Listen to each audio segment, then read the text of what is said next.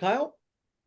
I wanted to ask you, Courtney, about because coming into the Akron game Sunday, Reagan Johnson, I think all 176 of her games at that point she had led off, and then you flipped her and Dakota at the 1 and 2 hole. I know both of them kind of got off to a little bit of a slow start. Was that just something that you all recommended to them? Hey, do you just want to flip? Obviously, it worked. It worked very well. But was that just something that you're like, oh, look, we need to change some things up. Why don't we try this? Well, I think that's what you're trying to do early. Yeah, we sat there too, making the lineup going. Reagan's never not let off, Yeah. and Dakota's had an incredible career as a leadoff also. And so it's a great problem to have. No one's going to feel bad for us and having to decide what outstanding leadoff should we put in the leadoff position. But I think early we're still trying to figure out what are the best way to put all our pieces together. And just because we have grown accustomed to having Ray in the leadoff, it doesn't mean that that's going to be the best utilization of all our tools. And so I think we just ultimately we're just trying to challenge, you know, ourselves to just kind of like let's still work to how are we going to best work together? How are we going to best put the pieces, the tools that we have into, the best lineup? I don't know that it's going to continue to change. I don't know if we'll go back to Ray or we'll keep Co. They both are incredible leadoffs that have huge tools. And the nice thing is, both of them, they don't take the bat away from the other. A lot of times we've gone to Ray because we didn't have the speed behind her. And so now, with Dakota, if she gets on, which when she gets on, because that's who Dakota is, she doesn't take Ray's tools away because she can run. And so there's so many things we're going to continue to work through. I don't know that we have the best answer yet, but it worked on Sunday. Every once in a while, something coaches do works. It worked on Sunday, and we'll see where we go from here. I'll hop in with another one. Just Ramsey Walker to have the weekend that she had. Just I guess how refreshing is that to see her as a sophomore making the most of her opportunities. It's just refreshing to see because she's worked for it. She's so great.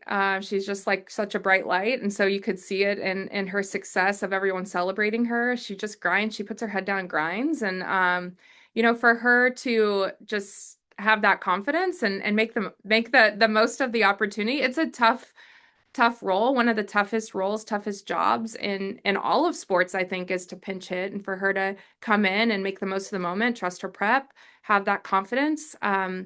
It's just always huge to see, and it's just exciting to see it that Ramsey have that moment.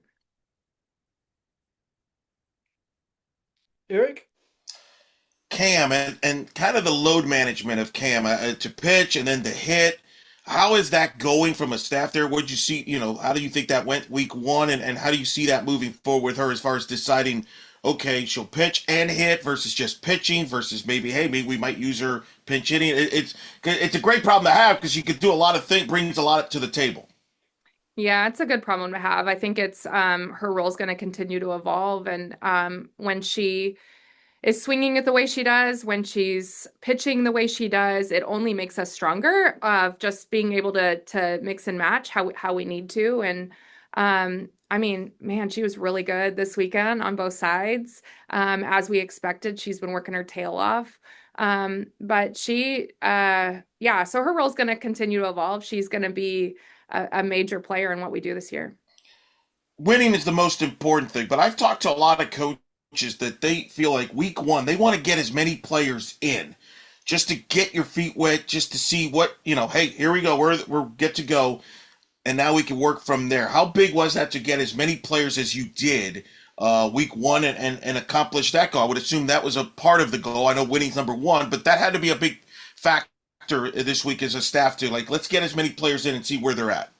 Yeah, that's always our intent when you go into weekend one is creating some momentum, creating some collectiveness, like really leaning into that collectiveness and then just seeing, what is the best combination, who is going to thrive in each of these roles. I think when you get on the other side of the weekend, you're always kind of like, gosh, I wish we could have done more, I wish we could have done this, when we get through the weekend and you're going to the weekend thinking that you're going to play at least 35 innings, and then when you don't get that, there's innings taken away and opportunities taken away from people that we need to get them. And so it's a good problem to have, but also like, gosh, I wish we could have done X, Y, and Z.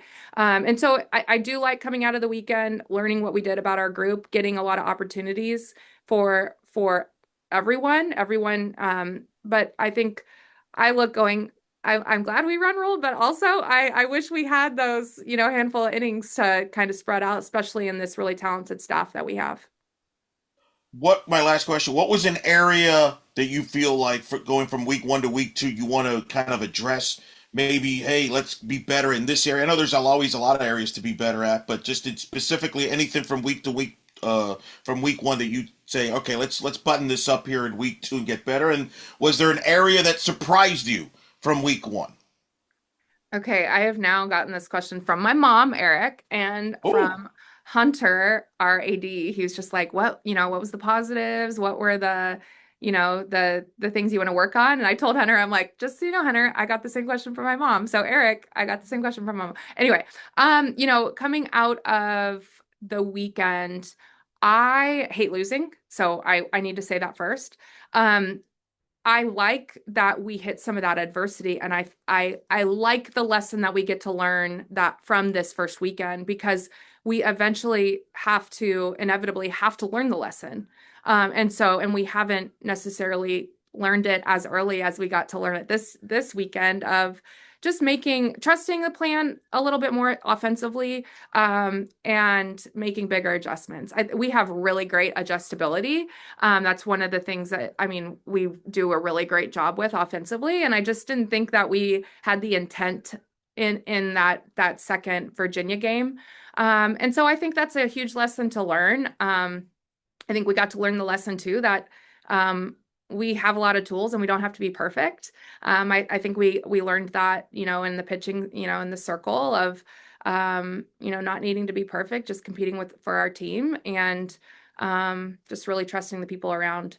So I was happy with how we grew through the weekend. I'm happy with how we showed up after the Virginia game. I'm happy with how we showed up on Sunday, when we were warming up in upper 20s. It was warmer in Fayetteville, it was in 60s in Fayetteville, and we were playing in 30s.